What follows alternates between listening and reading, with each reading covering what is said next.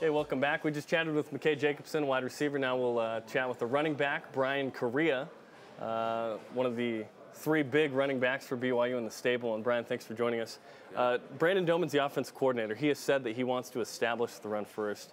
How excited as a running back are you to kind of take that into motion and apply it here in 2011? Yeah, man, when a coach says that, a running back's always happy. And I think that we have the backfield to be able to do that. I think if you look at last season, it seemed like we were a consistent group out on the field. We were able to rush fairly well, I think, in most of the games that we played. So, we'll just look to continue that throughout this next season and, kind of with our balanced force, go out and help contribute to the team. And how will the roles maybe be different a little bit? Because I know Brandon Doman has said that J.J. DiLuigi, he wants to turn him into a Matt Bellini type guy who he puts in the slot on occasion. JJ's a great receiver. He's got a lot of speed and can get downfield really well. He really runs great routes as well. So, that'll be one of JJ's strengths that we can use out on the field for him to go and maybe take some routes in the slot or just from the backfield. Juice is a pretty balanced back. He can pretty much do whatever you ask him to, and I strive to do whatever I can. I usually just put my shoulder down and try to churn out some yards when I can. Well, it's only because I lack the side-to-side mobility, I guess. No, it's fun to just play downhill football, and that's what I enjoy doing. So. Korea is Japanese, yeah. If I understand it. So not Korean, but North and South Korea. Can we call you that this year? Is that appropriate? I've been called all sorts of names. Yeah, preferably South Korea. I think might be a little bit better. No, I don't. That's backwards. I've been called everything, so whatever. Okay, whatever works. Let's get to an email from Scotty Taysom. He says, "How does the new offensive scheme help your game?" I honestly don't see a ton of changes from, the core offense that we've been running for the past few years. There are a few different formations that we'll be running. But more under center, right? Yeah, that will happen. But we'll still be taking a lot of shots from gun. I honestly, I don't foresee how that's going to change a lot of what we do. I think that we may have a little bit more. Have to work on timing just a little bit more with some of those drop back passes, but I think that we're going to be fine, and we'll definitely practice enough to not make that an issue. In the Oklahoma game in 2009, no one knew if Harvey Unga was going to play. He ends up not playing. People hadn't really heard of you, but that was the game that sort of put you on the map with Cougar fans, that they could trust you to get some yards. How fun was that game for you to play in? You ultimately get the win, but you had a good game. No, I was, I had a feeling that Harvey wasn't going to be able to play that week. He just, he wasn't doing so well with his hamstring, I think it was, and I kind of had an idea that I was going to be playing a little bit more. I didn't know exactly what the role was going to be like, but I was a little nervous going into that game, but I just realized that I could only give my best, and once I realized that, I really calmed down and was able to just have fun, and that's really. It was just a fun game for me. I got a lot of touches and was able to help the team out, but this was a great experience. It was just an awesome, college experience to have. We're chatting with Bryan Kariya, running back for the BYU Cougars. If you have a question for Bryan, post it on our Facebook page, facebook.com/BYUtv Sports. Your path to be a Cougar has sort of been a long one. I guess just briefly take us from senior year to how you got to this point. So my senior year, I didn't really get too many looks from schools, even in Utah. In fact, most of the schools in Utah didn't even, recruit at all. And you were the 5A MVP? Yeah. How does that happen with 5A MVP? It is what it is, I guess, and they, they maybe didn't see something that they felt could benefit their team, and that's whatever. But I really just felt grateful that. Coach Mendenhall offered me a position to walk on here. And so I was planning on coming down to BYU just because their academic program was so good. And so when I found out I could walk on, I took the chance. And, I feel like I was just given opportunities to progress and taught, what I needed to do. And I really tried to make the most of the opportunities that I was given. First contributing in scout team and helping the defense out. prepare, then kind of moving on to special teams and doing what I could out on the field. And then, you know, starting to take a larger and larger role on offense, I felt like it was kind of a gradual transition into, really contributing to help the team. And ultimately, you end up starting some games and being able to get a scholarship at some point. Coming out of high school, I guess you had a 4.0 GPA is what I heard. Yeah. What is it now? Your cumulative. I don't know. It's not that high. But Above a 3.5? Yeah. That's good. Above a 3.5. That's Yeah. a Dean's List or something?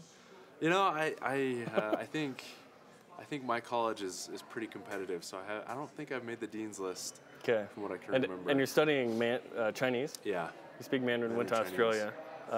Go ahead and could you give me BYU touchdown in Mandarin? Does touchdown in Mandarin? Is there? Touchdown. I don't even know what touchdown. That's out of the vocabulary that I usually study. I give you BYU. It's 阳满汉大学. So there you go. If you I was going to try and repeat that, but I second guessed myself. Kind of quick there. 阳百汉大学. Actually, I think it changed a little bit. It's 百汉阳大学, something like that. So. I would not know the difference. So well, yeah. Let's get to another email from Mark Rossi Koskinen.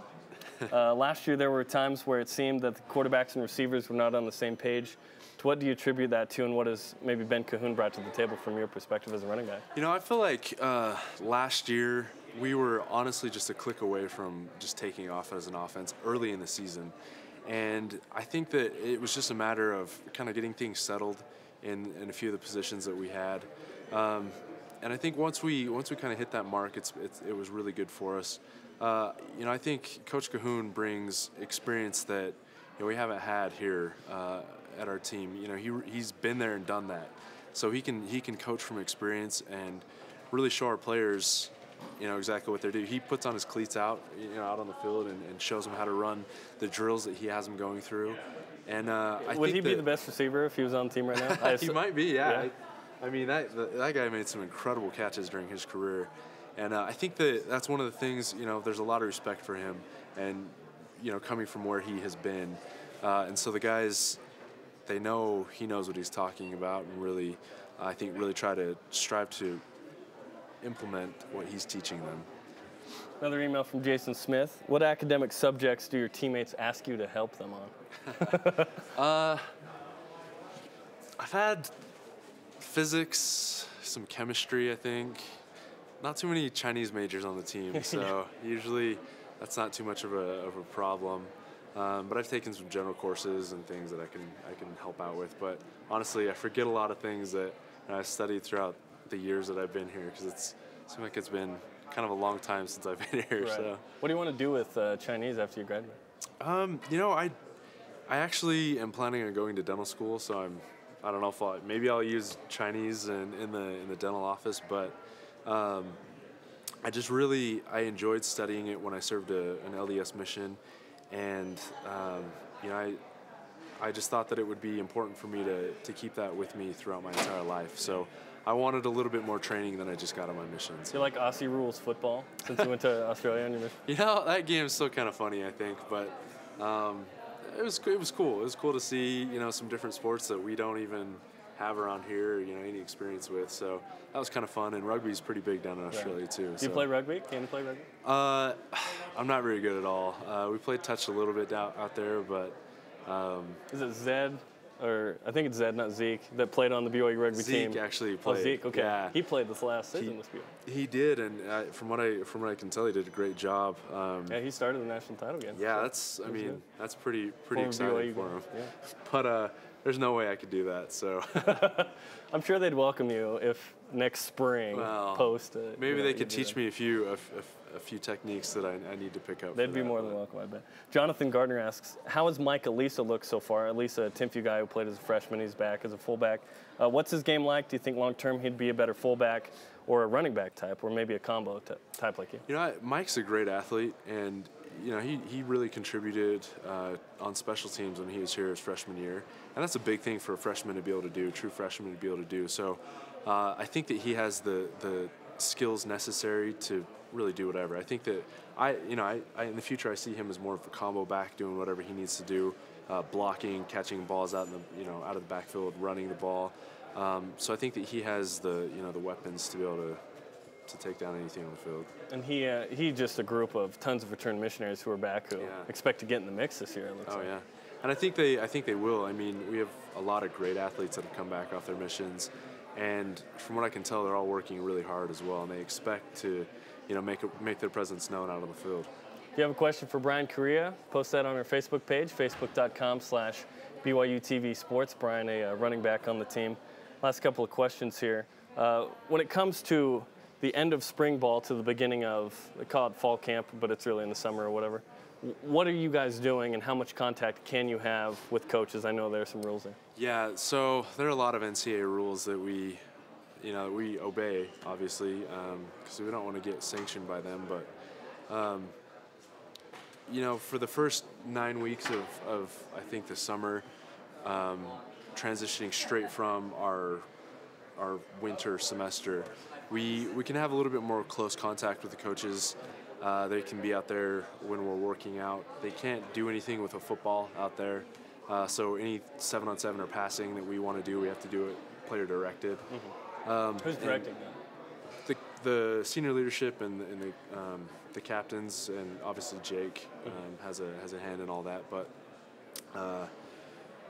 after those 9 weeks, all the coaches really kind of have to take a step back, and we have to be in charge of our own conditioning. And they can still be in the weight room to watch us and make sure that we're doing things correctly and safely, but they can't really mandate anything as far as our conditioning goes. So we really have to be in charge of that and hold each other accountable.